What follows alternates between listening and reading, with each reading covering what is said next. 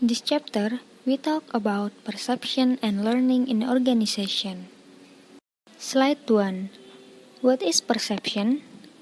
Perception atau persepsi adalah proses di mana individu mengatur dan menginterpretasikan kesan-kesan sensoris mereka guna memberikan arti bagi lingkungan mereka. Apa yang dirasakan seseorang bisa jauh berbeda dari apa yang dirasakan orang lain. Seperti pada gambar berikut yang memiliki dua persepsi yang berbeda. Next, perception can be divided into 6 types.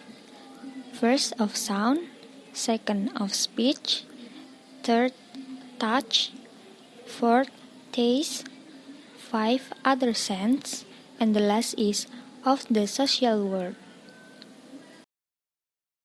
Let's move on the next slide. Perceptual process. Perceptual process are the different stages of perception we go through. The different stages are receiving, selecting, organizing, and interpreting. First is receiving atau menerima. Menerima adalah tahap pertama dan paling penting dalam proses persepsi. Ini adalah tahap awal di mana seseorang mengumpulkan semua informasi dan menerima informasi melalui organ-organ indera. Second is selecting.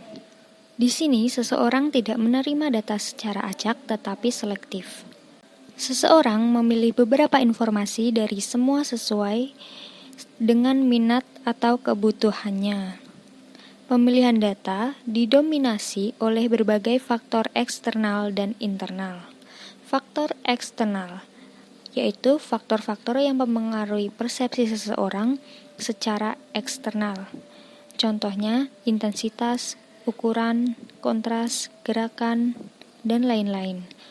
Dan faktor internal yaitu faktor-faktor yang mempengaruhi persepsi seseorang secara internal.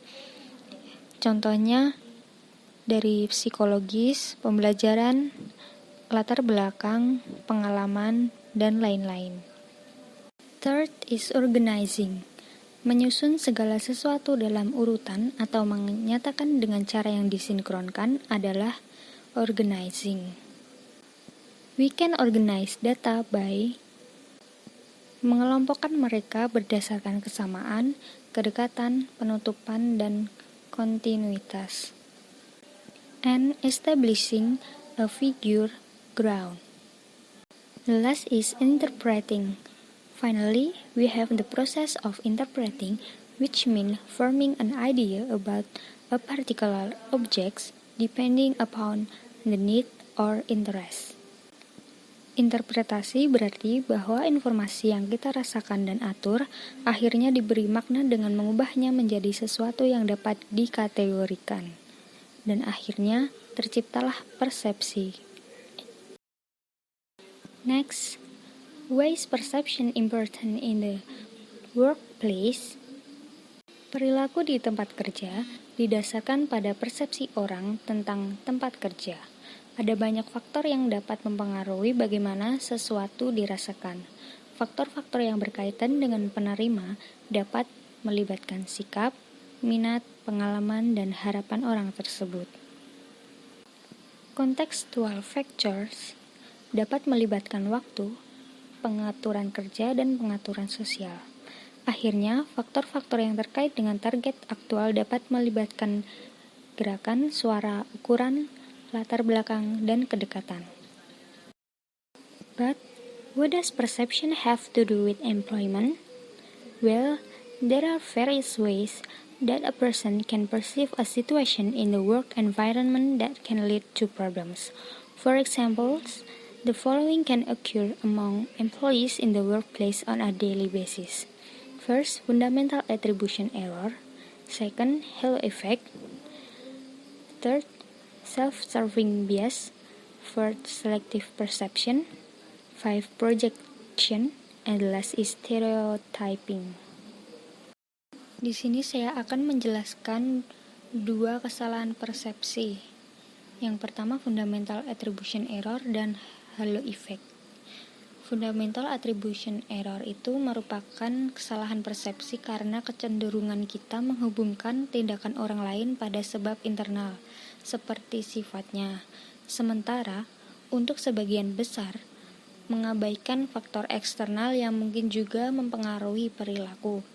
Dengan demikian, kita cenderung berasumsi bahwa perilaku orang lain ditentukan oleh cara, sifat, dan watak mereka.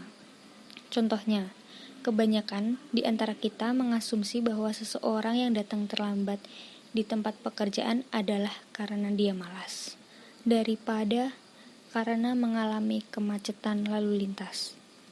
Selanjutnya, halo effect merupakan kesalahan persepsi karena kesan umum kita tentang orang.